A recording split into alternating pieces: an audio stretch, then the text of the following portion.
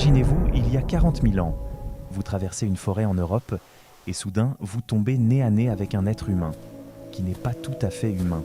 Même taille, 2 bras, 2 jambes, mais quelque chose dans son visage, dans ses yeux, dans sa façon de vous regarder, quelque chose est différent.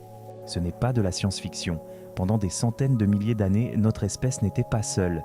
Il existait d'autres humains, d'autres espèces du genre Homo qui marchaient, chassaient et peut-être même rêvaient, comme nous. Aujourd'hui, on va explorer ces espèces. Qui étaient-elles? Où vivaient-elles? Et surtout, qu'est-ce qui s'est passé quand nos ancêtres les ont rencontrées? La première espèce est sans doute la plus connue, Homo neanderthalensis, les Néandertaliens. Pendant longtemps, on les a imaginés comme des brutes stupides, des sortes d'animaux à peine capables de grommeler. C'était faux, complètement faux. Les Néandertaliens vivaient en Europe et au Moyen-Orient depuis environ 400 000 ans. Ils fabriquaient des outils sophistiqués, ils enterraient leurs morts, ce qui suggère une forme de rituel, peut-être même de croyance en quelque chose après la mort. Ils utilisèrent des pigments pour décorer leur corps ou leur grotte. Leur cerveau, en moyenne plus grand que le nôtre. Pas une blague, ce qui les différenciait physiquement, c'était surtout leur morphologie. Un corps trapu et puissant adapté aux hivers glaciaires européens. Un front fuyant, des sourcils proéminents, un nez large, pour réchauffer l'air froid avant qu'il n'atteigne les poumons. Ils ont disparu il y a environ 40 000 ans, pile au moment où Homo sapiens, nous, arrivait en Europe en masse. Coïncidence? La vérité, c'est qu'on ne sait pas exactement ce qui s'est passé. Compétition pour les ressources? Maladies apportées par les nouveaux arrivants? Absorption progressive par métissage? Probablement un mélange de tout ça. Et ce dernier point, le métissage, va être important. On y revient dans quelques minutes. En 2008, dans une grotte reculée de Sibérie appelée la grotte de Denisova, des archéologues font une découverte étrange. Un tout petit fragment d'os, à peine quelques millimètres, le bout d'un petit doigt, celui d'un enfant. Rien de spectaculaire en apparence, mais quand les scientifiques extraient l'ADN de cet os, c'est le choc. Ce n'est ni un Homo sapiens, ni un néandertalien. C'est une espèce entièrement nouvelle qu'on n'avait jamais identifiée auparavant. On l'appellera les Denisoviens. Voilà ce qui est fascinant. On a découvert une espèce humaine entière, à partir d'un seul petit bout d'os, grâce à l'ADN ancien. La paléogénétique a littéralement révolutionné notre compréhension de l'histoire humaine. Les Denisoviens vivaient en Asie. On a retrouvé des traces de leur ADN chez les populations actuelles de Papouasie-Nouvelle-Guinée, d'Australie et des Philippines, ce qui prouve que nos ancêtres se sont croisés avec eux. À quoi ressemblaient-ils physiquement? On ne sait presque pas. On a quelques dents, énormes, bien plus grandes que les nôtres, et un fragment de mâchoire. C'est tout.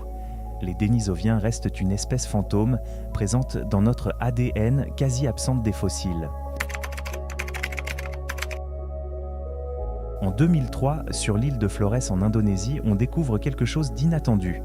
Des restes humains minuscules, 1 mètre de haut et un cerveau de la taille d'un pamplemousse. Bienvenue chez Homo floresiensis, surnommé affectueusement le Hobbit par les chercheurs. Comment une espèce humaine peut-elle être aussi petite? La réponse tient en un mot, l'insularité. C'est un phénomène bien connu en biologie. Quand une population se retrouve isolée sur une île avec des ressources limitées, elle peut réduire de taille au fil des générations. Ça s'appelle le nanisme insulaire. Homo floresiensis a vécu sur cette île pendant des centaines de milliers d'années. Il fabriquait des outils, chassait des éléphants nains. Oui, il y avait aussi des éléphants nains sur cette île et a survécu jusqu'à il y a environ 50 000 ans. Ce qui est troublant, c'est exactement le moment où Homo sapiens commençait à coloniser l'Asie du Sud-Est, encore une fois. Dernière espèce de cette vidéo, et peut-être la plus troublante, Homo naledi, découvert en 2015 dans les grottes de Rising Star en Afrique du Sud. Homo naledi est un mélange impossible. Son cerveau est minuscule, proche des australopithèques, nos ancêtres de plusieurs millions d'années. Mais ses pieds, ses jambes, ses mains, presque identiques aux nôtres. Ce qui a choqué la communauté scientifique, on a retrouvé ces restes dans une chambre souterraine très difficile d'accès. La seule explication plausible ? Homo naledi déposait délibérément ses morts dans cette grotte, un comportement qu'on pensait réservé au grand cerveau.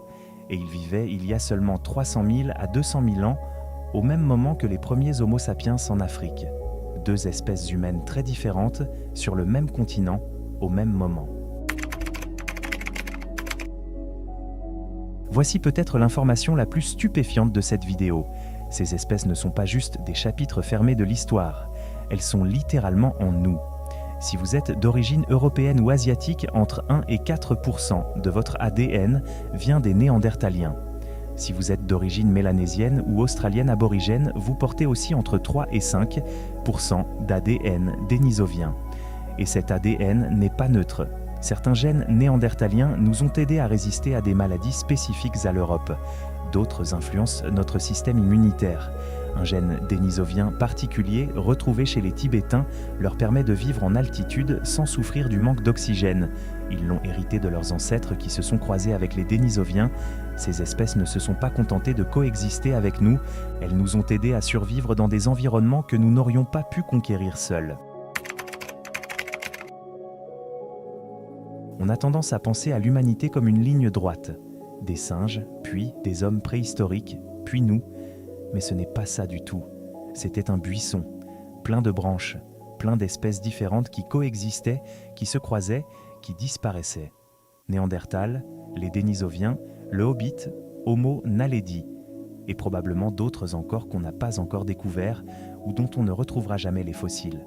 Nous sommes les seuls survivants d'une famille bien plus grande, et une partie de nos cousins disparus vit encore en nous, cachée dans nos gènes. Si cette vidéo vous a plu, abonnez-vous, on va continuer à explorer ces histoires oubliées de l'humanité.